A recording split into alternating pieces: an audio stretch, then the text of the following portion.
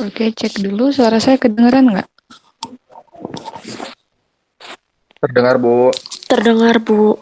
Oke, sabar ya. Ibu lagi mengkonekkan internetnya ke laptop dulu. Mohon maaf ya.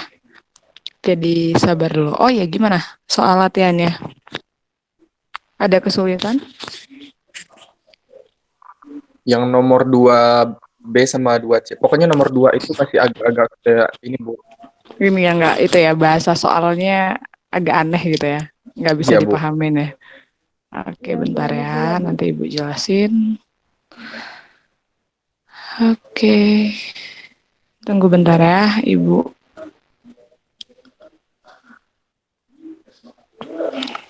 Bentar.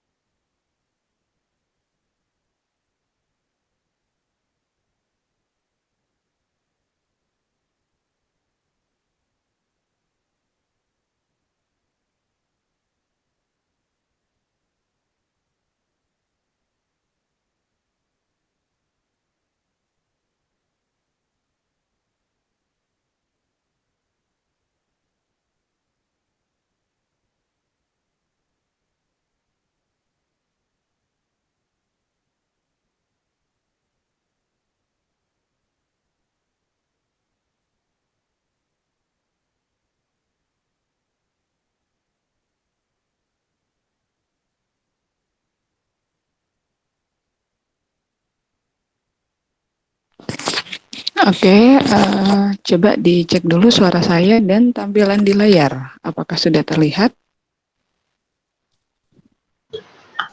Sudah, Bu. Oke, sudah aman ya. Sebelumnya saya buka dulu kelasnya. Assalamualaikum warahmatullahi wabarakatuh. Selamat pagi semuanya. Pagi, Pagi, Bu. Bu. Oke, Aduh, selamat pagi. awas. Awas touring ya. Oke, gimana kabarnya hari ini? Sehatkah semua? Alhamdulillah sehat, Bu. Oke, atau ada yang lemburan semalam ngerjain tugas DDKH?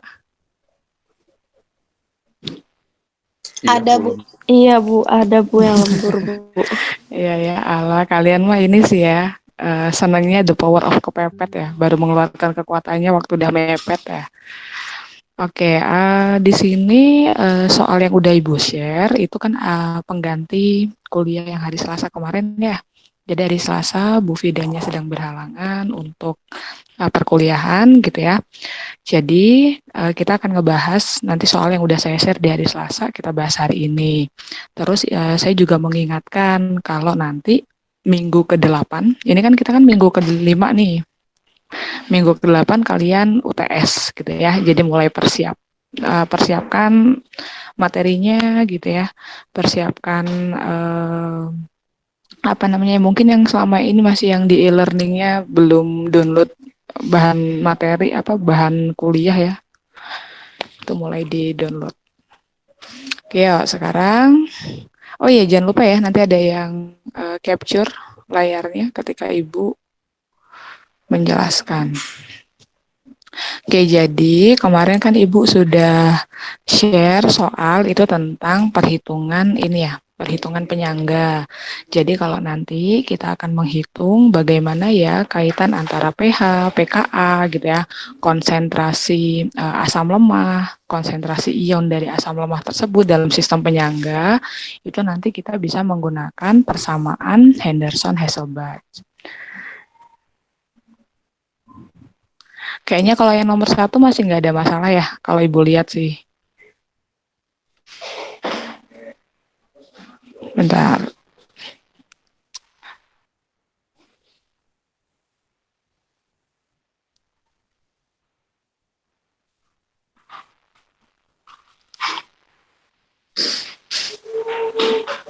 Kok nggak mau dia ketampilan ininya ya?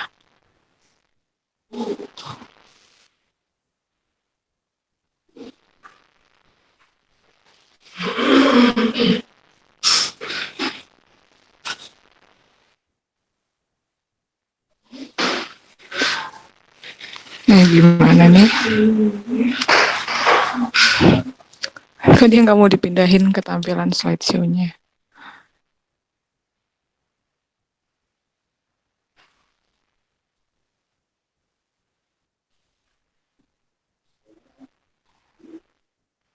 Bentar ya. Sedang loading dianya. Kalau kita lihat soal nomor 1, itu kira-kira bisa nggak kalian suruh menghitung pKa dari suatu asam lemah yang nanti diketahui berapa konsentrasi asam lemahnya, diketahui konsentrasi ion gitu ya dari basa konjugasinya, terus diketahui pH larutannya. Kira-kira nomor 1 yang A. Masih bisa nggak? Ketemunya Bisa, Bu. berapa? 3,88. 88. 3,88 Bu. Nah, itu banyak yang ini ya, banyak yang masih bingung. Tapi nggak bingung kan ya buat ngitung ke antilognya? Pakai kalkulator aja lah. Iya, Bu. Jadi, bentar sambil nunggu ya. Ini kenapa dia ngambek laptopnya?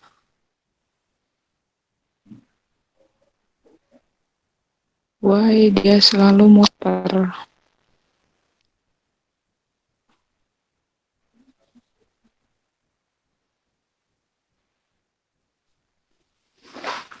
Gitu, jadi udah Ibu sambilin aja ya, sambil jelasin sambil kita nunggu laptopnya. Jadi kan nanti tinggal masukin aja ke persamaan.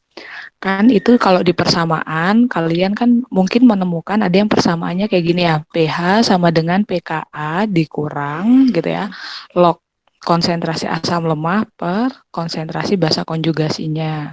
Tapi ada juga yang menemukan pH sama dengan pKa ditambah log. Yang atas itu adalah konsentrasi basa konjugasi, yang bawahnya konsentrasi asam lemahnya, gitu kan? Nah, sebenarnya itu kan sama aja kan ya. Itu cuma permainan matematika aja ya, cuma otak-atik tanda aja. Jadi kalian boleh pakai persamaan yang pakai min, boleh persamaan yang pakai plus. Tapi hati-hati menempatkan nanti waktu yang di log siapa konsentrasi yang di atas, siapa konsentrasi yang di bawah. Gitu ya. Nah, itu nemunya Ibu ketemunya 3,88 nih. Paling kita cuma beda masalah pembulatan ya. Kalian berapa ketemunya? Iya, Bu. 3,8. 3,8. Gitu ya, bentar. Sudah muncul kan ya tampilan di layar. Nah, kayak gini ya. Ini kan persamaannya tuh. Persamaan ini kan sebenarnya berawal dari kita nulis kesetimbangan asam lemah, gitu kan. Ini kayaknya udah pernah Ibu jelasin ya, kesetimbangan asam lemah waktu itu.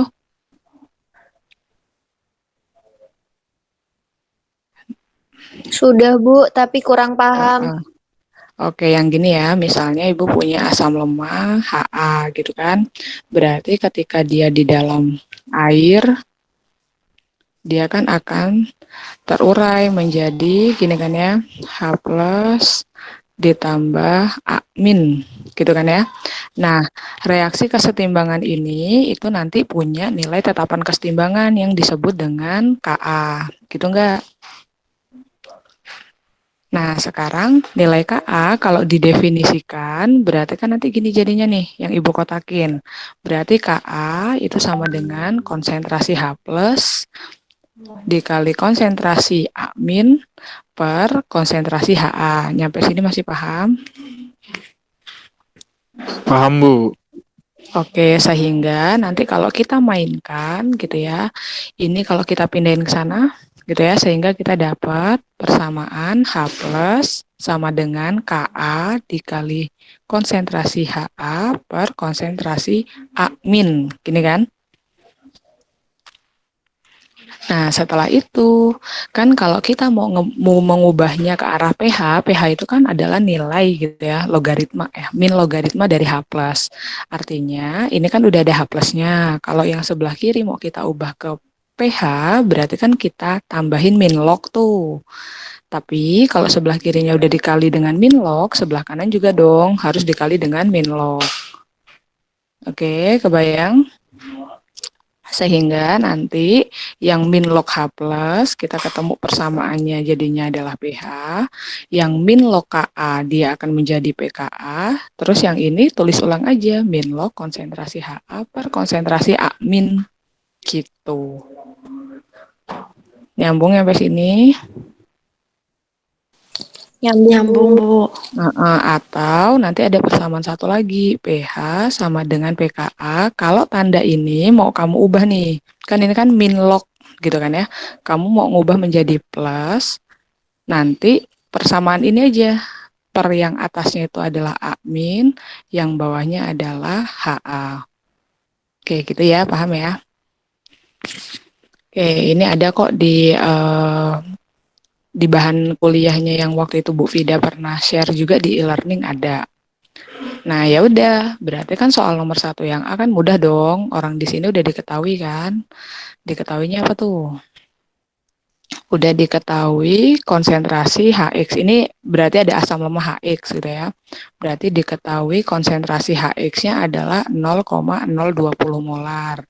Terus konsentrasi ion X min-nya, itu adalah 0,165 molar. Maaf ya kalau agak delay tulisannya. Kalau keduluan suaranya daripada tulisannya.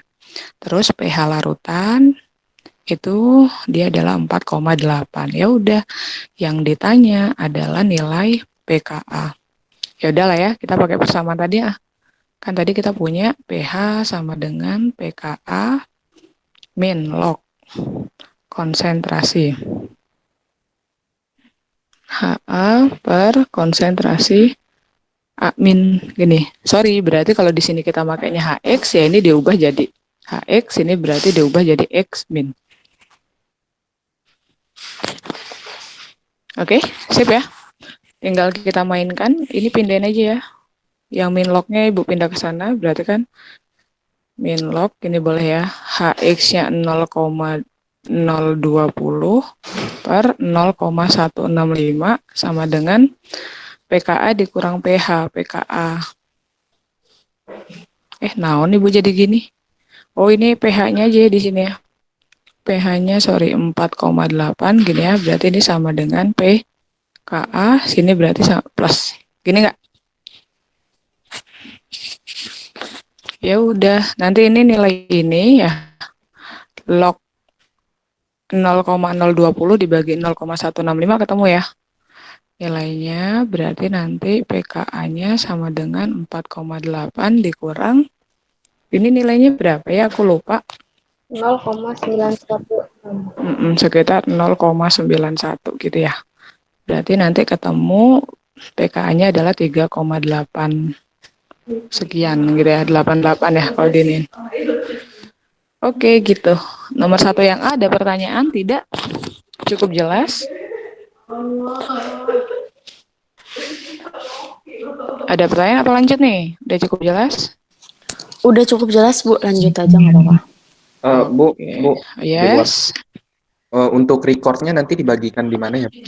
Dibagikan di grup aja ya nanti. Baik. Tapi diingetin ya, Bu Ayunya suka lupa. Jadi diingetin aja. Nanti habis kuliah, Bu jangan lupa gitu.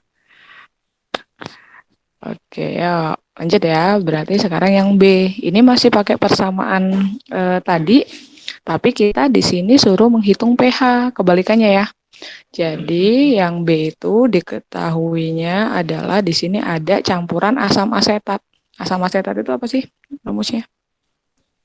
CH3 COH. Gitu enggak? 0,1 molar. Kemudian dia dicampurkan dengan 0,2 molar sodium asetat. Sodium asetat itu apa?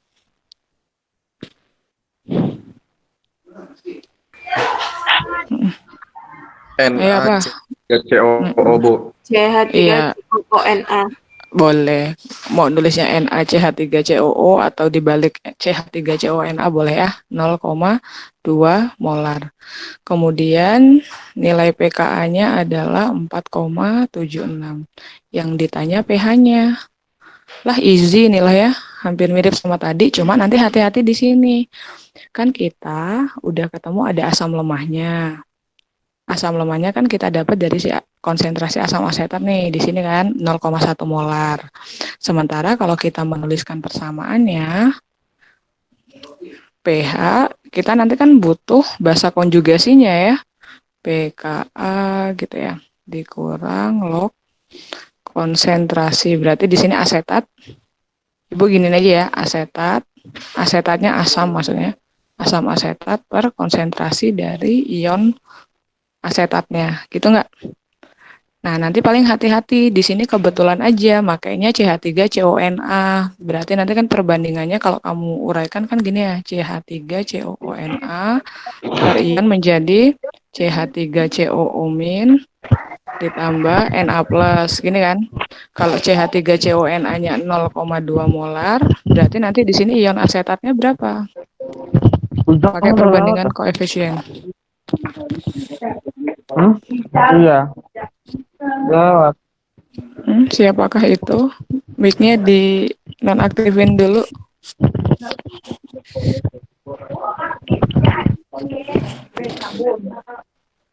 Nah, gitu ya. Nah, gini ya. Kalau perbandingan koefisien kan berarti di sini konsentrasi ion asetatnya kan juga 0,2 molar. Oke, berarti langsung masukin aja ke persamaannya. Kalau kita masukkan ke persamaan ini, berarti nemu dong, nanti dong. Berarti pKa-nya adalah 4,76 dikurang log. Oke, asam asetatnya konsentrasinya udah ada 0,1 per ion asetatnya 0,2. Ini kan sama aja log setengah ya. Log setengah berapakah? 4,76 dikurang. Ada yang nemu nggak log setengah? Kalau log setengah itu berapa berarti? Min 0,3. Ya, Min 0,3, Bu. 0,3 Bu. 0,3 gini ya. 0,3 mungkin ada embel-embel belakangnya, berarti pH-nya adalah 4. Ini kan min ketemu min plus ya. Oh sorry, ini berarti 5,06 gini. Oke? Masih aman yang B-nya? Bu, mau lihat yang A tadi, Bu? Mau lihat yang A. Ini yang A.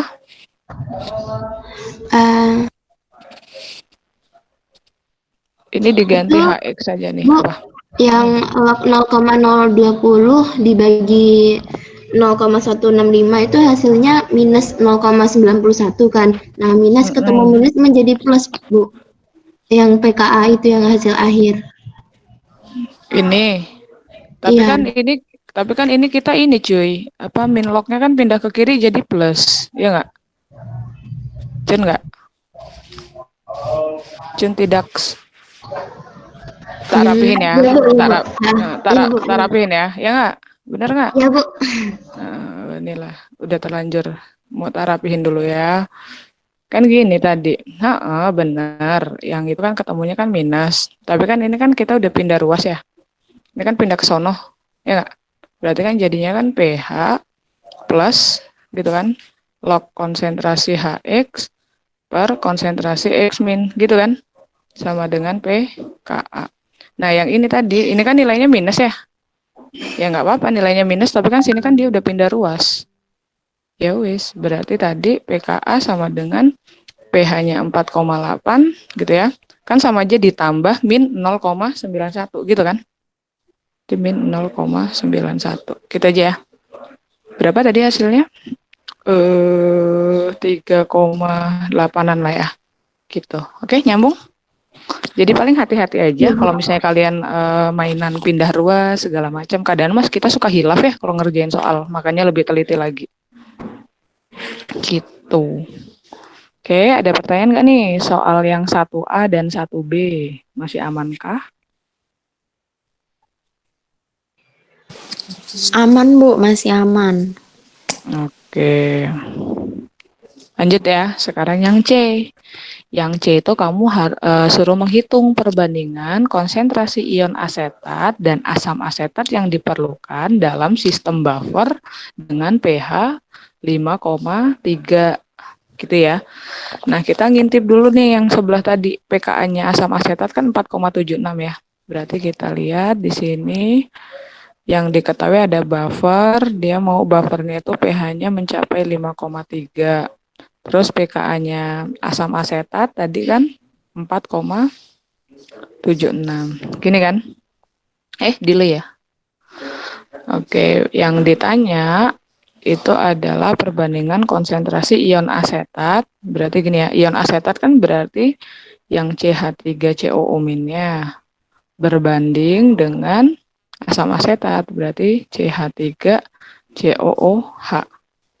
Gini toh? Ya udah. Tadi kita punya persamaan pH sama dengan pKa min log konsentrasi CH3COH asam lemahnya kan ya, dibagi konsentrasi CH3COO min. Gini kan?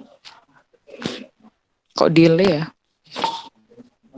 Nah, udah ya. Ya udah.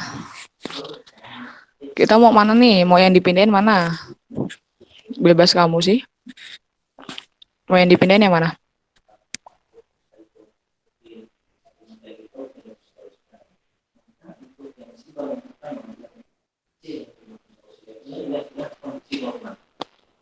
Halo? PKA-nya aja, Bu. Boleh, PKA-nya pindah ke sini ya. Iya. Berarti kalau PKA-nya pindah, berarti kan nanti gini ya, 5,3 dikurang 4,76 sama dengan min log CH3COOH dibagi CH3COO min. Gini kan? Berarti ini berapa nih? 5,3 dikurang 4,76. 0,54. 0,54 sama dengan gini kan ya, sama dengan min log ini kan ya, min log CH3COOH lah, tulisanku jelek banget, CH3COO min, gini kan. Nah kalau kayak gini mengoperasikannya gimana terusannya? Bentar, Bu. Tulisannya pending. Oh iya, tinggal di anti login aja ya. Enggak, Iya, Bu, di anti login. Iya, Bu. Di anti anti-lock. lognya tapi hati-hati nih, ini kan masih min ya. Berarti minnya pindah dulu ke sini. Berarti kamu nanti kalau mau anti lognya, berarti anti log dari min 0,54. Oke? Ini ketemu yang atasnya kan CH3COOH, ada mepet banget, per CH3COO min. Oke, berapa anti log dari min 0,54? 3,46, Bu. 3,46 yakin? Sebenarnya 3,467, Bu. Pinjam ya. Ibu belum nyari nih, coba tak ambil login dulu. Anti log min 0,54. Ini di ibu 0,288.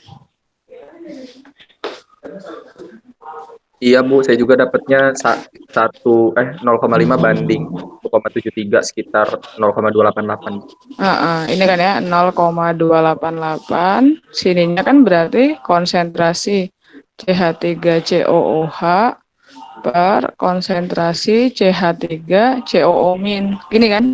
Tetapi kan yang ditanyakan di soal itu kan kebalikannya, ya nggak sih? Yang ditanya di soal kan CH3COO-nya yang di atas, karena dia mintanya kan konsentrasi ion asetat dan berbanding dengan konsentrasi asetat. Ya nggak sih? Berarti ini tinggal dibalik aja kan? Berarti kalau Ibu balik, konsentrasi CH3COO min berbanding konsentrasi CH3COOH berarti berapa? Sepernya kan ya berarti ya, 1/0,288. Gitu tidak? Pending ya tulisannya.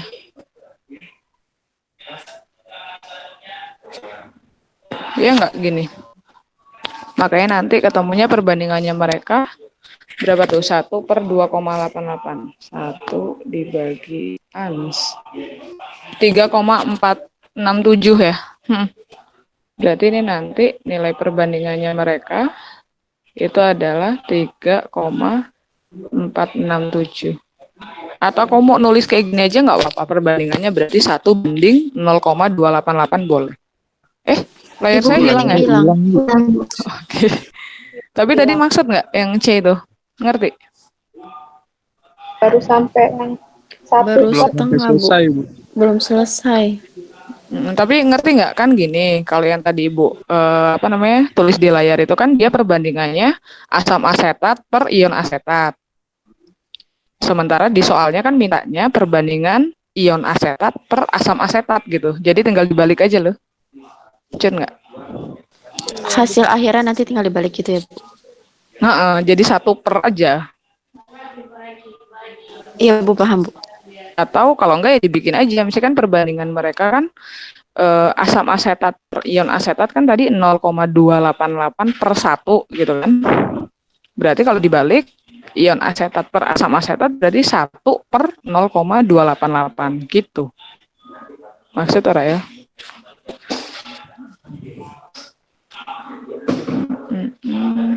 Tadi yang 0,288 itu antilog dari min 0,5. Antilog dari min 0,54.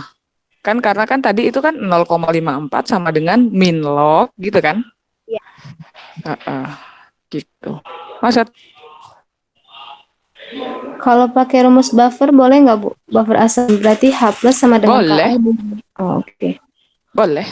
Sama aja kok. Jadi emang itu kan sebenarnya yang persamaan itu didapatnya kan emang dari ini persamaan buffer kan? Kesetimbangan asam lemah. Boleh.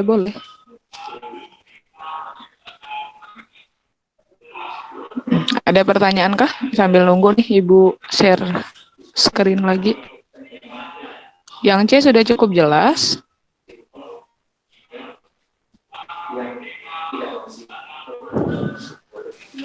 Jelas, Bu. Oke. Sudah, Bu. Oke, udah kelihatan lagi ya di layarnya ya. Nah, sekarang Ibu mau ini nih, mau ngejelasin yang ini tentang bagaimana ya sistem buffer itu bekerja pada lingkungan asam atau basa. Oke, Ibu jelasin ini dulu nih sebelum nanti kita masuk ke titrasi ya. Nanti kan yang nomor 2 itu kan kaitannya kita punya glisin yang akan digunakan sebagai buffer gitu kan. Nah, sekarang kita lihat nih. Bagaimana ya, sebenarnya ciri-ciri buffer itu apa sih? Fungsi buffer di dalam tubuh kita itu apa sih sebenarnya? Menyangga gitu bukan sih, Bu? Ketika ditambahkan sedikit asam ataupun sedikit basa, pH-nya tidak berubah. Sebenarnya pH-nya berubah, cuma perubahannya itu sangat kecil gitu ya. Atau dia artinya dia bisa menjaga agar perubahan pH ketika ada di lingkungan asam atau lingkungan yang basa, dia perubahan pH-nya itu tidak terlalu signifikan gitu ya. Nah, sekarang gimana sih cara kerja gitu ya buffer? Sebenarnya ini Ibu nggak relevan ya, kan kalau yang ada dalam tubuh kita biasanya kita makainya kan buffer fosfat ya. Tapi di sini misalnya Ibu yang sederhana aja. Kalau Ibu mulai dari buffer fosfat nanti dia kan asam triprotik ya. Nah, Ibu mulai dari yang asam monoprotik aja dulu ya. Nih, misalnya kan kita punya asam asetat ya. Di sini asam asetat itu Ibu lambangkan dengan HAC gitu ya. AC-nya asam asetat. Nah, dia kan kesetimbangan dalam air gitu ya, dia akan menjadi ion asetat gitu ya. Ini Bu tambahin di sini ya. Dan ion H+. Kan gitu tuh. Artinya perubahan dari asam asetat menjadi ion asetat itu dengan cara dia melepaskan H+. Nyampe sini masih paham? Paham, Bu. Oke, nah ini misalnya kita ketemu sama lingkungan di sekitar sistem gitu ya, atau lingkungannya itu misalnya dia sifatnya adalah basa. Kalau dia sifatnya basa, berarti di dalam kondisi seperti itu yang lebih banyak itu ion H+ apa ion OH-. Kalau dia basa. Ohamin. Ohamin.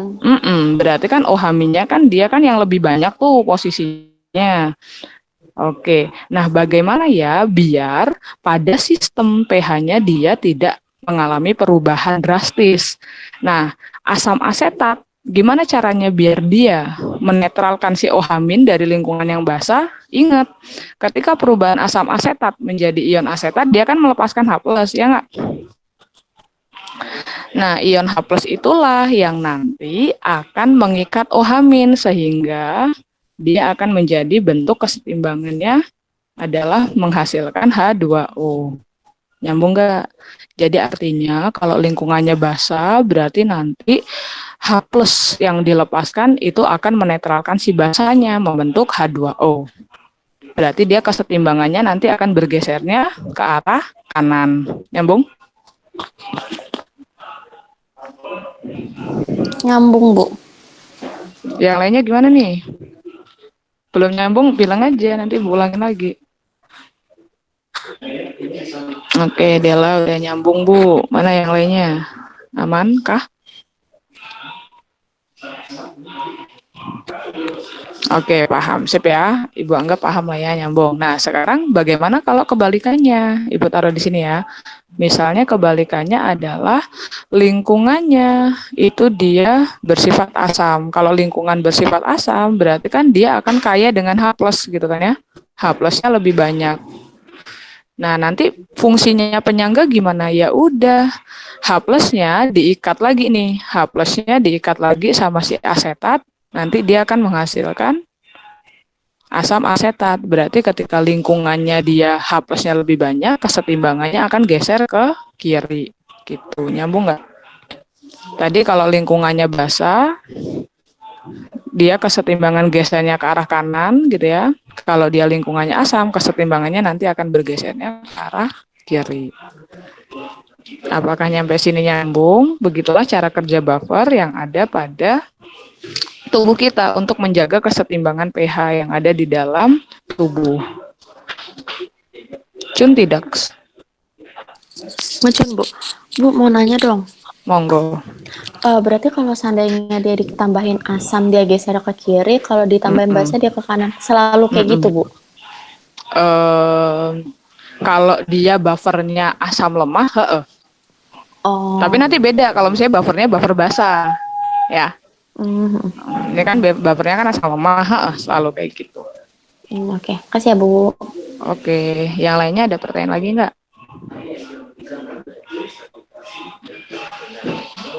Oke, paham ya. Nah, sekarang kita lihat bagaimana ya kalau misalnya kita punya suatu asam lemah yang kemudian akan dititrasi oleh basa. Di daerah mana ya dia bisa bekerja sebagai buffer gitu kan? Itu kan nanti kaitannya sama soal nomor 2 yang A. Oke, jadi pernah titrasi di sini? Kalian pernah titrasi nggak waktu SMA dulu? Pernah, Bu. Oke, berarti kan kalau gini, titrasi asam lemah oleh basa, berarti kalau Ibu gambarkan ya, berarti yang ada di buretnya, maaf ya kalau gambar buretnya jelek ya, berarti yang ada di buretnya di sini adalah penitrannya, ya, basa ya. Berarti nanti yang ada di sini, yang ada di Erlenmeyernya itu adalah larutan kamu yang akan dititrasi. Berarti di sini adalah asam lemah. Oke. Sampai sini ngerti? Masih delay ya. Kan gini ya proses titrasinya. Artinya nanti kita bisa menghitung berapa ya perubahan pH seiring berjalannya titrasi ini. Artinya kalau kamu buka kerannya, di sini kan ada kerannya ya. Kan kalau titrasi itu kan tetes demi tetes ya, tes gitu ya. Nanti kamu hitung KOH, kalau di sini dia bahasanya nggak spesifik ya. Misalnya dia pakai bahasa apa terserah gitu ya. Misalnya berapa OH- yang masuk ke asam lemahnya, nanti diukur pH-nya gitu kan. Masih ingat nggak dulu? Suruh bikin kurva titrasi nggak zaman sekolah?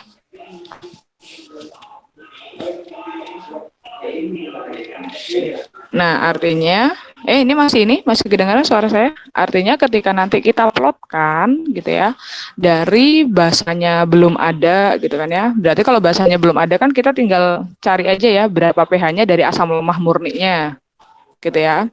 Nah, berarti ketika misalnya dia belum ada basa yang tercampur di sini, belum ada yang netes, artinya kan dia pH-nya adalah pH asam lemah. Misalnya kita mulai di sini ya. Ini tergantung nanti ya konsentrasi dari asam lemahnya, tergantung juga dengan nilai pKa-nya. Nah, seiring berjalannya waktu titrasi gitu kan ya. Nanti kalau kita plotkan pH-nya kayak gini kan. Set gitu ya. Jadi nanti dia naik terus agak landai lama terus naik lagi gitu kan.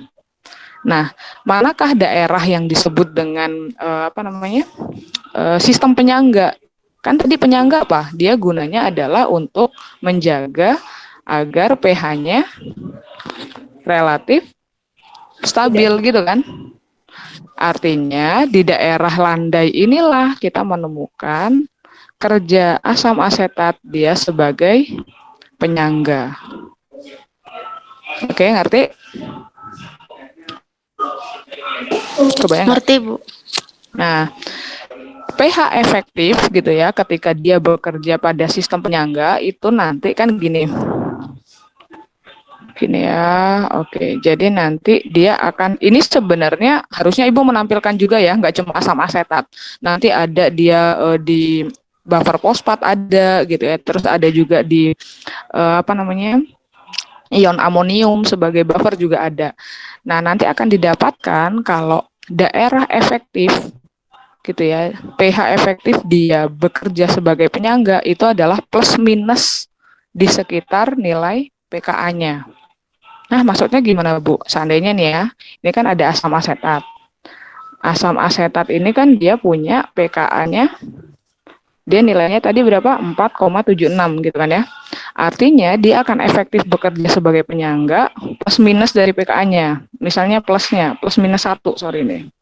Berarti kalau pKa ditambah 1, didapatkan nilai 5,76. Kalau pKa-nya dikurang 1, didapatkan nilai 3,76. Berarti asam asetat dia akan efektif bekerja sebagai sistem penyangga itu pada rentang pH 3,76 sampai 5,76 gitu. Nyambung nggak? Ini didapatkan dari memplotkan kurva titrasi. Dari beberapa senyawa nanti kita bisa menyimpulkan kalau ternyata dia akan efektif pada nilai pH plus minus 1 dari nilai pKa-nya. Gitu. Nyambung nggak? Kira-kira. Bu. Nyambung. Oke. Nah, berarti sekarang kita lihat. Nah, gini kan ya, yang nomor 2. Nomor 2 itu kita punya asam aminoglisin. Oke, asam aminoglisin itu strukturnya gimana sih? Strukturnya kan gini ya. NH2, CH2, COOH. Kan gini ya. Delay ya. Nah, kan gini kan ya glisin ya. Nah, tetapi nanti ketika di dalam lah hilang. Kayaknya hilang, Bu. Iya, bentar ya. Nah, tapi pada soal nomor 2 itu kita hanya mau melihat kerja buffer tapi pada gugus aminanya gitu atau gugus aminonya yang kita lihat. Jadi kan nanti gugus aminonya di situ dia kan bisa menangkap H+ menjadi NH3+ gitu kan aminanya. Bentar.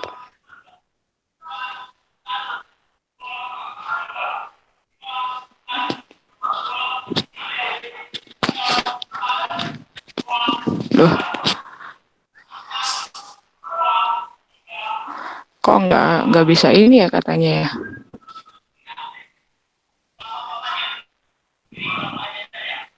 Nggak nggak bisa share screen.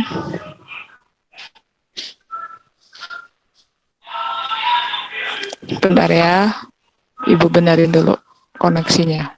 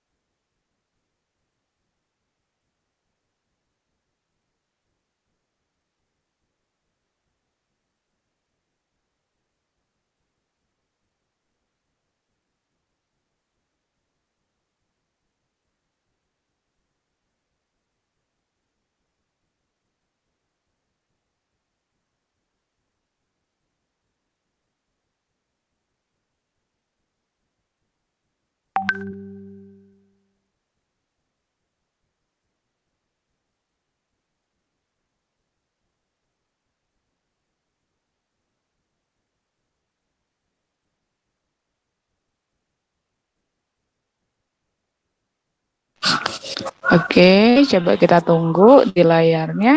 Apakah sudah muncul lagi? Sudah, Bu. Oke, maafkan ya. Tadi kalau banyak yang ngeluh, Bu, ada trouble di sinyal sama Ibu juga. Oke, nanti gini ya. Oke, struktur glisin gini kan ya, sudah tidak asing ya. Nah, tetapi nanti di dalam larutan gitu kan ya, glisin itu nanti dia akan mempunyai yang namanya struktur Zwitter ion. Artinya dia gugus asamnya di sini, ini kan gugus asamnya kan ya, gugus asamnya dia bisa melepaskan H+, sementara gugus amina kalau kita lewat bronside lori gitu kan, gugus aminanya dia bisa menerima H+ gitu kan ya. Sip, kebayangan, sehingga nanti dia akan punya kesetimbangannya kayak gini. NH3+, CH2, COO- gitu ya. Delay ya.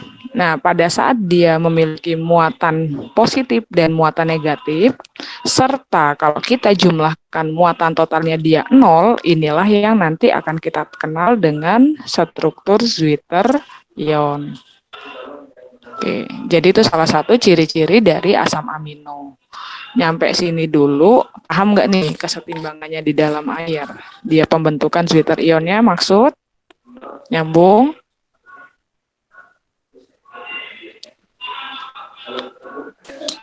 Nyambung, Bu. Berarti hanya itu H dari OH-nya pindah ke NH2 ya, Bu? Sebenarnya bukan H dari OH-nya ya, tapi kan nanti kan ada, kalau dia dilarutkan kan nanti kan kita punya kesetimbangan H2O gitu, dan nanti pasti kan di lingkungan ada ada pengaruh, ada konsentrasi H+ gitu ya, yang mana H+-nya itu bisa nanti ditangkap sama NH2, dia membentuk NH3+ gitu. Jadi sebenarnya ini bukan berarti H-nya dari si gugus asam terus ditangkap sama si amina, bukan gitu sih. Ya. Jadi H+ itu H+ yang ada di lingkungan, tapi di sini berarti NH2-nya karena dia sifatnya sebagai basa memungkinkan untuk sebagai aseptor dari proton gitu. Nyambung?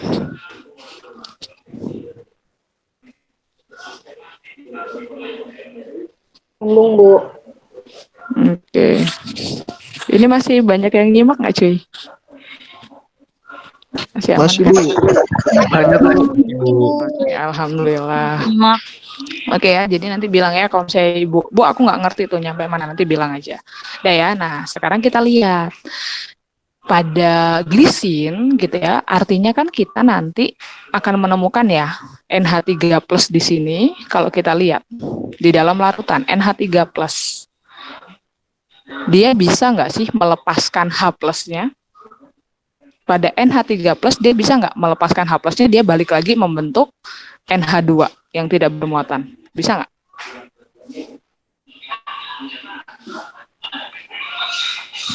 Bisa nggak?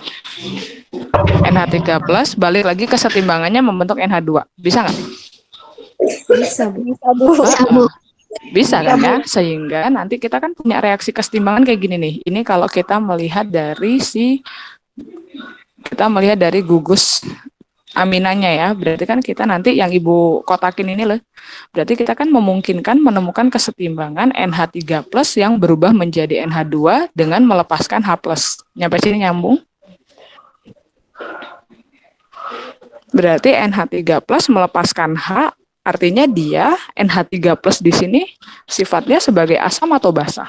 Kalau dia melepaskan H+-nya. Pada reaksi yang Ibu kotakin berarti kan dia bertindak sebagai asam. Nyambung?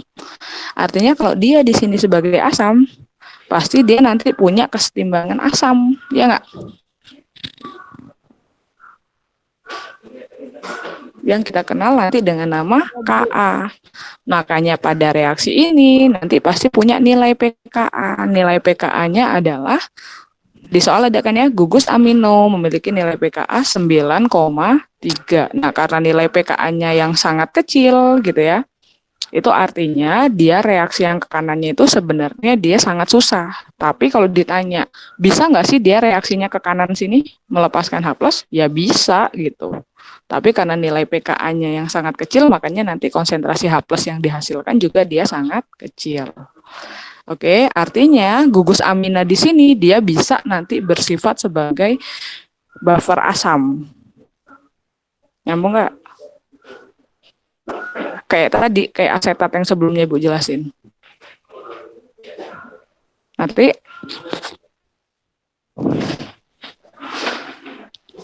ayo ngerti nggak? Kurang ngerti, Bu. Ada yang kurang ngerti nih. Jadi gini loh nak, tadi kan kalau yang asetat tadi yang Ibu jelasin dia kan yang kerjanya sebagai buffer kan gini ya, CH3COOH gitu ya. Nanti dia akan berubah jadi CH3COO- ditambah H+. Tadi gitu kan? Ya nggak? Tadi di mana kalau misalnya lingkungannya asam berarti dia akan gesernya ke arah kiri, kalau lingkungannya basa dia akan bergeser ke arah kanan, gitu kan? Nah, gugus amina pada glisin itu juga dia bisa bertindak sebagai buffer asam, tapi reaksinya adalah ketika NH3+ tadi ya, bentuk yang di Zwitter ion ini dia akan melepaskan H+-nya kembali ke bentuk NH2 gitu. Disinilah nanti kita punya nilai tetapan Ka-nya adalah 9,3. Tapi dia sistem di sini dia bisa bersifat sebagai buffer asam nanti. Cara kerjanya hampir mirip sama asetat. Kebayang? Kebayang?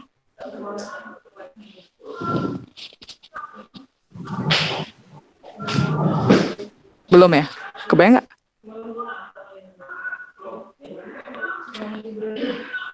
Kebayang, Bu. Oke.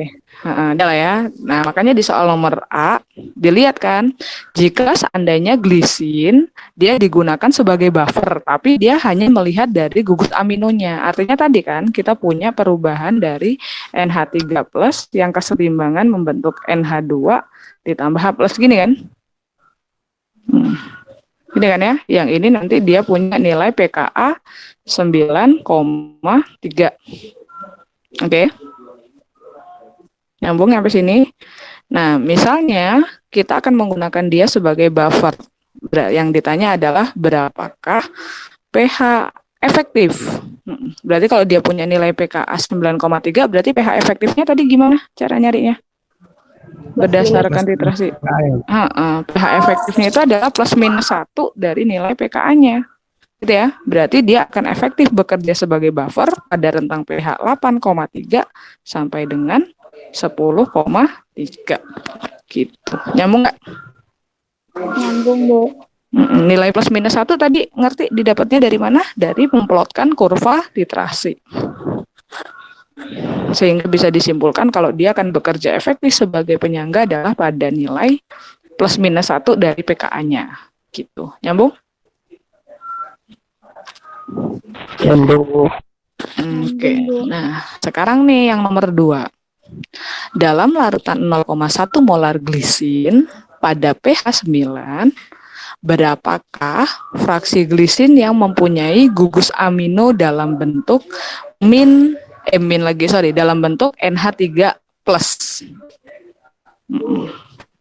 Tadi kita tahu ya, kalau nilai pKa-nya dari glisin, dia adalah 9,3 gitu ya. Nah, ini yang ditanya adalah pada pH 9, berapakah nanti konsentrasi glisin yang dia ada dalam bentuk NH3+. Ya udah, balikin ke kesetimbangan tadi kan ya. Tadi kan kita punya gini ya, kesetimbangannya NH3+, kesetimbangan menghasilkan NH2, melepaskan H+, gini kan. Di sini kita punya nilai pKa. Atau kamu kalau mau pakai nilai Ka juga boleh. Ya. Berarti nanti kita kan punya persamaannya nanti gimana? Kalau mau pakai persamaan kesetimbangan asam lemah boleh.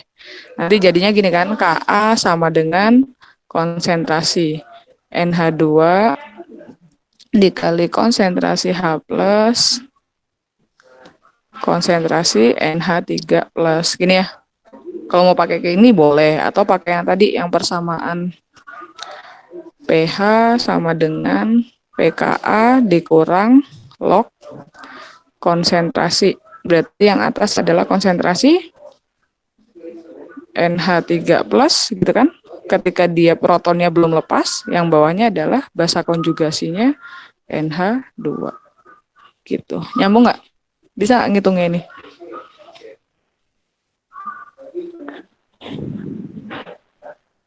Halo?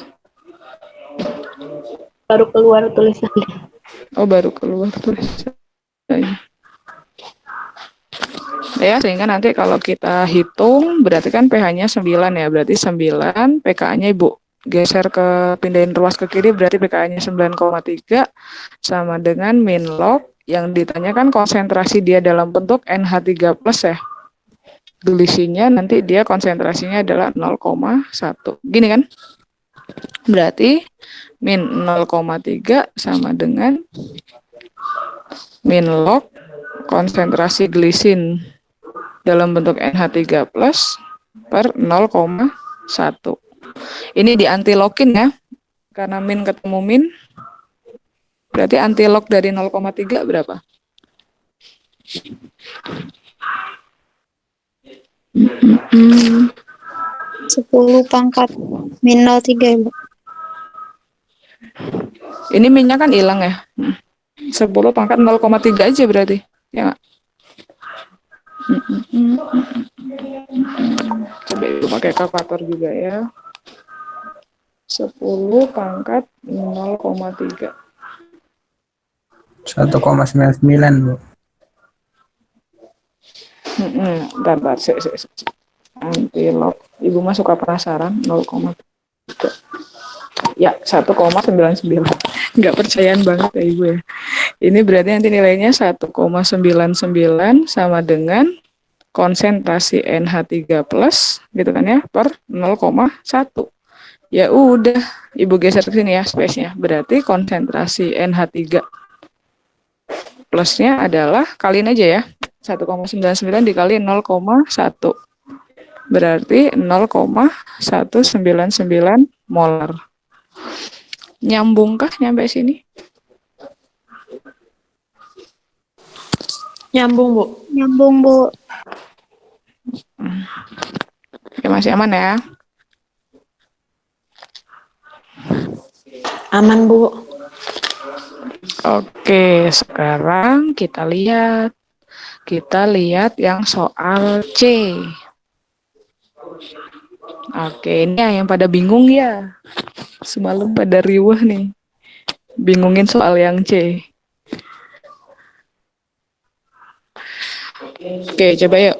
Kalau kita lihat yang C, berapakah volume larutan KOH 5 molar yang harus ditambahkan dalam 1 liter larutan 0,1 molar glisin pada pH 9 untuk mengubah pH-nya kembali tepat menjadi 10.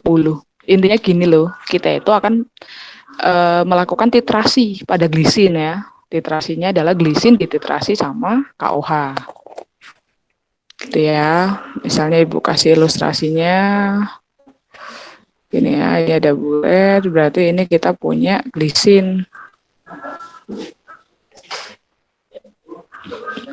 Kita punya glisin 0,1 molar 1 liter.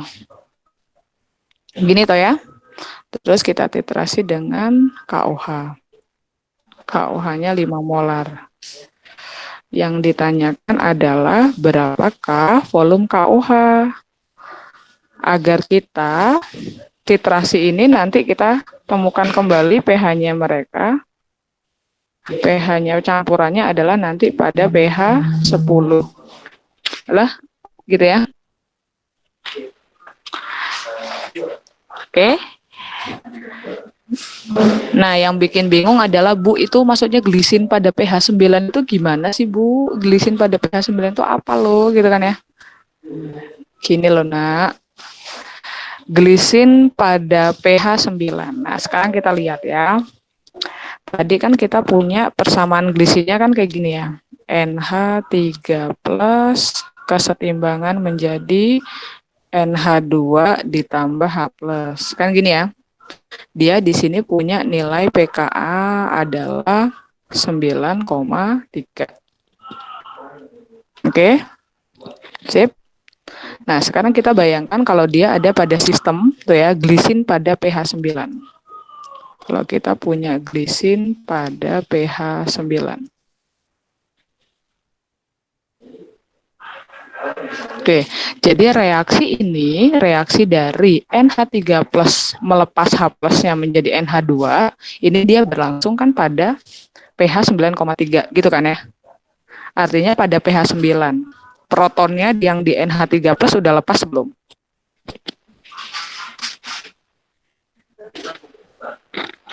Ayo, dijawab. Glisin pada pH 9 berarti dia sudah melepaskan protonnya belum yang NH3 plus itu? Belum, Bu. Sip. Dia belum melepaskan protonnya. Yang lainnya nyambung nggak? Karena dia baru melepaskan protonnya nanti pada pH 9,3. Yang lainnya nyambung. Berarti pada pH 9 dia belum melepaskan protonnya. Nyambung tidak? Ayo. Belum, Bu. Belum nyambung? Ini loh. Kan dia punya nilai pKa segini kan ya. Nilai pKa segini kan ya. Berarti perubahan ketika NH3 plus melepaskan proton itu akan dimulai pada pH 9,3. Artinya kalau misalnya Bu Ayu punya nih, misalnya ada lingkungan yang pH-nya 9,5. Berarti di pH 9,5 gugus gugus amina di sini yang udah terprotonasi ya. NH3 plus ini dia sudah lepaskan protonnya belum pada pH 9,5. Tadi dia baru mulai melepaskan H+ kan di pH 9,3. Berarti di 9,5 dia sudah melepaskan H+ belum? Sudah ya. Udah, betul. Artinya pada pH 9,5 ini nanti struktur dominannya dia adalah yang NH2. Nyambung nggak? Itu pada pH 9,5. Oke, karena dia kan pada pH 9,5 dia kan sudah melebas protonnya membentuk NH2. Berarti nanti struktur dominannya atau reaksinya kan kesetimbangannya akan lebih bergeser ke arah kanan. Betul tidak? Nyambung? Benar, Bu. Iya, Bu. Oke. Nah, sekarang sebaliknya nih, misalnya Ibu punya lingkungan, kan kata dia ya, lingkungannya itu glisin itu ada di pH 9. Berarti di pH 9 dia sudah melepaskan H+-nya belum? Belum. Artinya pada pH 9 di sini struktur yang dominan dia adalah struktur dalam bentuk NH3+. Nyambung.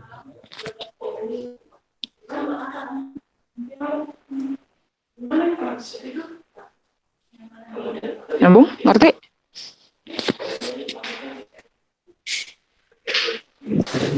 Ngerti, Bu. Oke, nah sekarang kita ngomongin titrasinya. Oke, bentar ya. Ibu tambahin slide-nya satu lagi nih.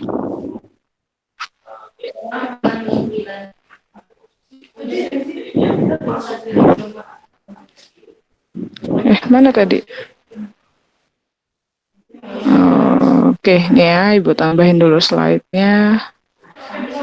Berarti kita tadi kan ya, dominannya kan dia di NH3+, berarti NH3+ dia kan bertindak sebagai asam lemah di sini, betul tidak?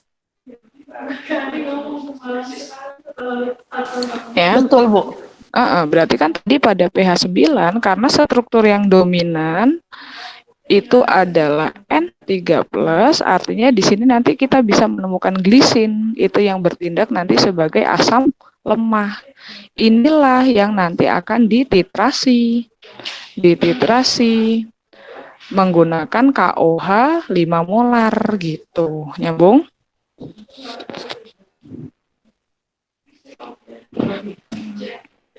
Nanti kita suruh nyari berapa volume titrasinya biar menghasilkan pH sama dengan 10. Nyambung nggak? Agar pH-nya naik menjadi 10. Nyambung tidak? Nyampe sini? Ayo, ini kan mayoritas pada bingung nih, yang C. Oke, yang lainnya mana nih? Masih aman? Oke. Nah, artinya kamu bisa menuliskan nih persamaan reaksinya. Berarti kan kita nanti bisa kayak gini ya, kalau mau tuliskannya ya. Kita nggak apa-apa ngambil ininya aja, NH3+, kita titrasi pakai KOH. Gini ya. Berarti nanti kan kita, ini kan melepaskan H+-nya, ya nggak? Berarti dia akan menjadi NH2, Cun. H+-nya nanti bereaksi sama OH, dia akan membentuk H2O, dengan sisanya kita nanti akan menemukan K+. Nyambung nggak nyampe sini? Atau ada yang boleh menuliskannya kayak gini juga boleh. NH3+ ditambah OH- nanti dia kesetimbangannya adalah akan menghasilkan NH2 ditambah H2O, boleh. Karena kan K+-nya kan ion pendamping, coret-coret monggo. Oke. Ya, terus kita bikin. Tadi glisinnya kan ini ya, glisin yang dominan itu dia 1 liter konsentrasinya berapa molar tadi ya? 0,1 molar, gitu kan? Berarti kalau kita bikin mula-mula bereaksi setimbang, nanti gini kan ya, kita punya ini kan, si glisin berarti ini molnya adalah 0,1 mol, betul tidak? NH3+-nya, delay nggak? Ya, 0,1. Terus berarti KOH-nya nih kan volumenya kan kita nggak tahu nih. Anggap aja X liter ya. Berarti di sini OH-nya atau apa namanya molnya KOH-nya berarti kan 5x mol gitu Pak.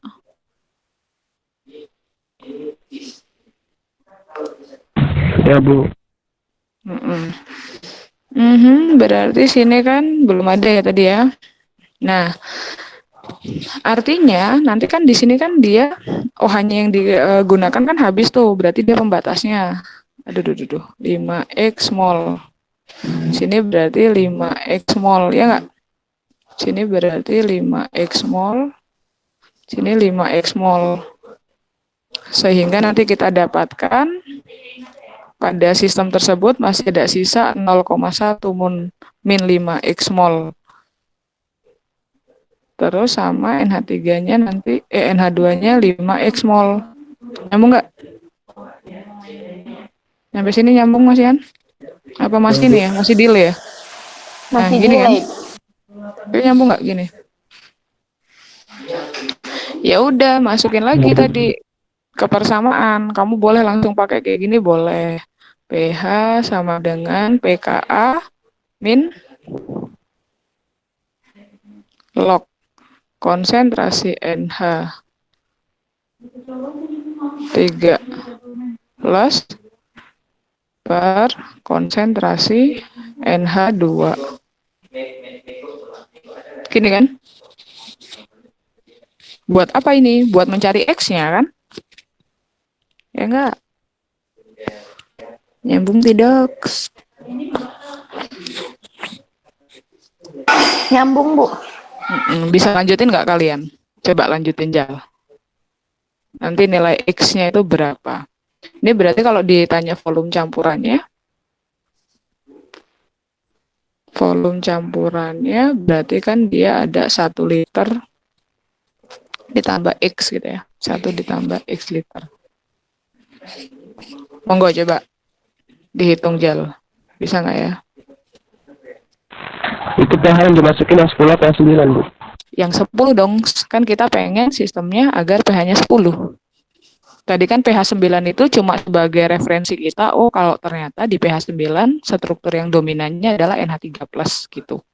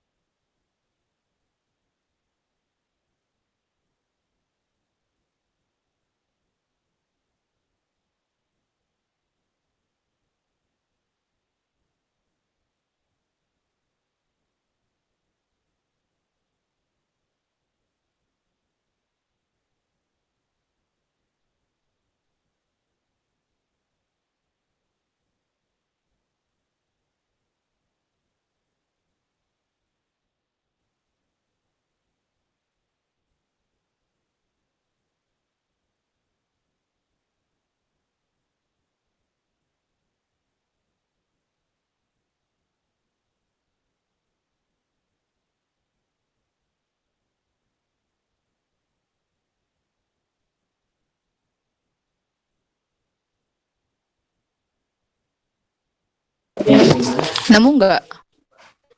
Ketemu nggak?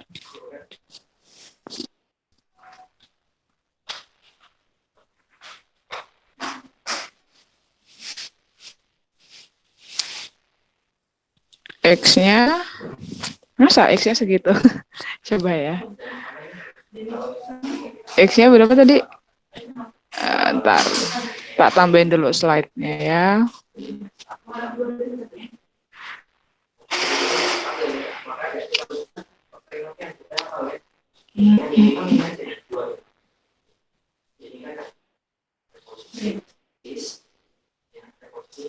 Udah Berarti tadi nilai ininya berapa? Yang pH dikurang pKa-nya? Ya, sama-sama ya. Bantu Ibu di sini. Berarti pH masih kedengeran kan suaraku? Masih Bu. pH dikurang Masih Bu, masih pKa kedengaran suaranya. min log tadi ya. Konsentrasi NH3 plus konsentrasi NH2. Gitu kan ya. pH dikurang pKa tadi 10 dikurang 4,76. Berapa sih?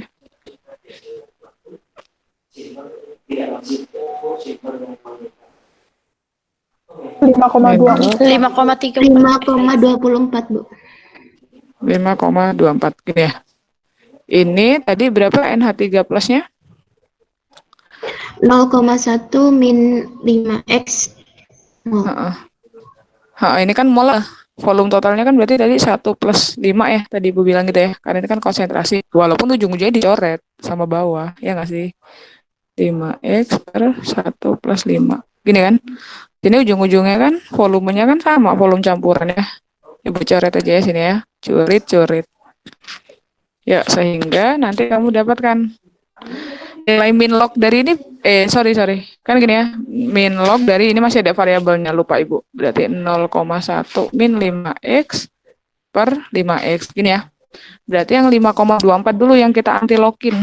Tapi jangan lupa min ya.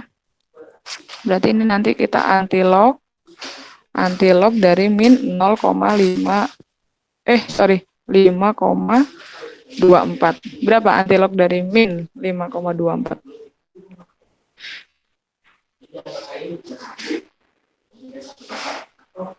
Berapa cuy ini anti-log dari min 5,24? 5,75 pangkat 10 min 6 Bu. Oke. Min 5,24. 5,75 kali 10 pangkat min 6 ya. 5,75 kali 10 pangkat min 6. Itu PKA-nya bukan yang 9,3 Bu. Oh iya ya. Lupa tadi kan itu asetat yang 4,76. Dah, kalian mah ngingetinnya terlambat. Nah, benar-benar yang 9,3 tuh lah. Kan ini glisin lagi ngomonginnya ya. Maafin. Hilaf saya. Ya, ulangin lagi ya berarti di sini. Lah kok pantesan nilainya kecil amat ya?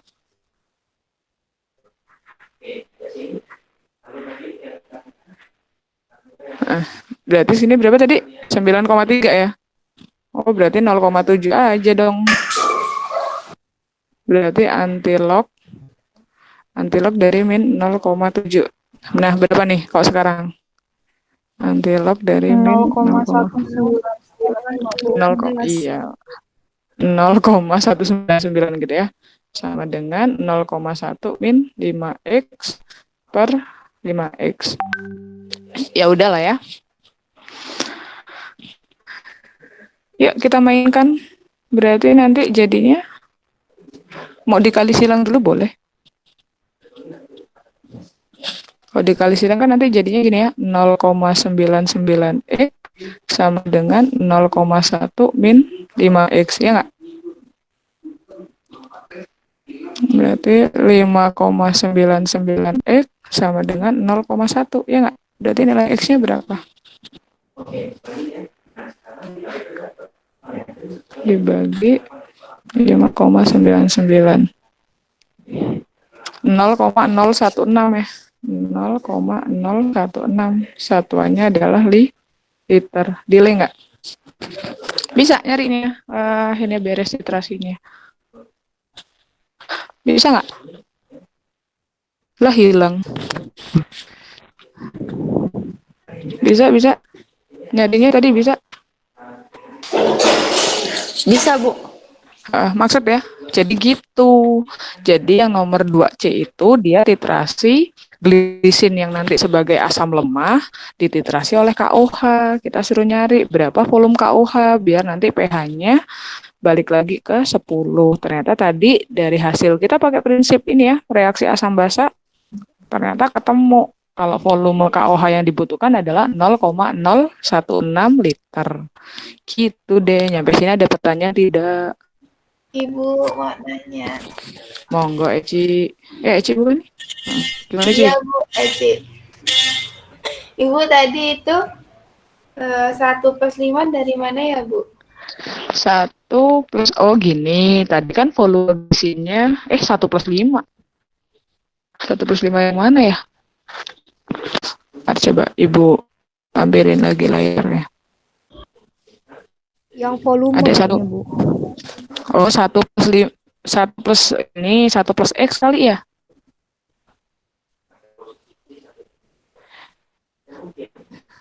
Itu tulisnya 1+5 ya, bukan 1 plus X ya. Ya mana, coba kita lihat. Ini nggak kelihatan nggak layarnya? Belum Bu. Belum ada Bu layarnya. Nah, kelihatan yang mana, Ci? Oh, ini 1+5. Sorry, Ci. Itu harusnya 1 plus X ya. Karena nih di sini nih. Di sini kan volume campurannya nih. Yang Ibu tanda di sini. Kursor Ibu ini enggak? Volume campurannya kan 1 plus X. Ini harusnya 1 plus X ya. Maafin ya, hilaf. Walaupun ujung-ujungnya dicoret juga.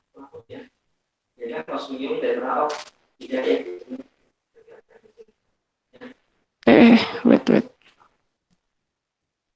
Yang ini ya, Ci ya? Bukan, maksud Ci yang ini. Iya Bu. Kumaha atuh ini erasernya nggak bisa. Berarti pakai pen aja. Nih ya Ibu.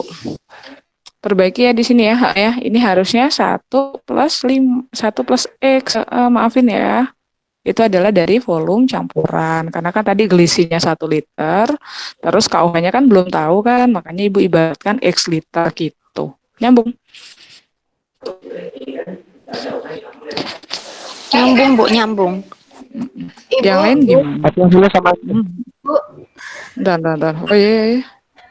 Bu ini yang atas Satu. Iya, Ci. 9 bukan 0,199. Yang mana? Yang sebelah kanan 0,99. Sebelah kanan 0,99 ini. Ini 0,99. Oh, ini udah Ibu kaliin sama ini, Ci. Nah, ini loh. Ini kan kali silang ke sini nih. Iya nggak sih? 0,199 dikali 5. 0,99 bukan? Iya, Bu. Gitu loh, Ci. Ini kan kali silang, makanya kan nemunya 0,99x. Ini kan berarti tinggal 0,1 min 5x gitu. Nyambung tidak? Nyambung Bu. Terus nanti variabel x-nya dijadiin 1 gitu. Dah, wes, nyambung lah ya. Ibu, Nyambung, Bu. slide sebelumnya nggak Bu yang sebelum ini?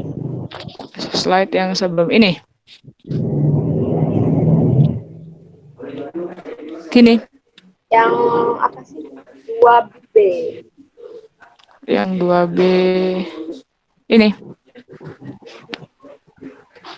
Nah, iya. Oh, udah Bu, kasih ya Bu. Udah gitu doang. Kamu mah. Itu bener kan? Oh, boleh kalau mau di screen capture monggo. Udah ya, udah jam 9, akunya ada kuliah lagi. Oke Bu. Nyampe sini paham nggak yang lainnya? Kita ngebahas tentang kesetimbangan buffer ya. Terus kita melihat juga kalau misalnya suatu asam amino nanti dia bertindak sebagai buffer. Jadi nanti gimana cara kerjanya, kita melihat mana struktur yang dominan. Apakah nyampe sini paham? Paham, Bu. Paham Bu. Alhamdulillah kalau paham. Terus ya, kalau tidak ada pertanyaan, berarti nanti ketemu lagi di kelas besar hari Selasa siang ya. Insya Allah nanti kita lanjutin. Jangan lupa kalian harus mulai bersiap-siap dari soal latihan yang pernah saya kasih gitu ya. Siapa tahu nanti ada yang nyerempet-nyerempet ya ketemu di soal UTS-nya ya. Mulai dipelajari lagi konsepnya. Nanti pesan Bu Fida diingetin kalau UTS itu minggu ke-8 atau pertemuan ke-8 ya. Berarti ini kan pertemuan kelima. Kita 2 kali kuliah lagi, abis itu UTS ya. Iya, Bu. Iya, Bu. Sip. Gitu ya, terima kasih untuk hari ini. Nanti Ibu share ininya, rekamannya. Sama slide-nya juga monggo.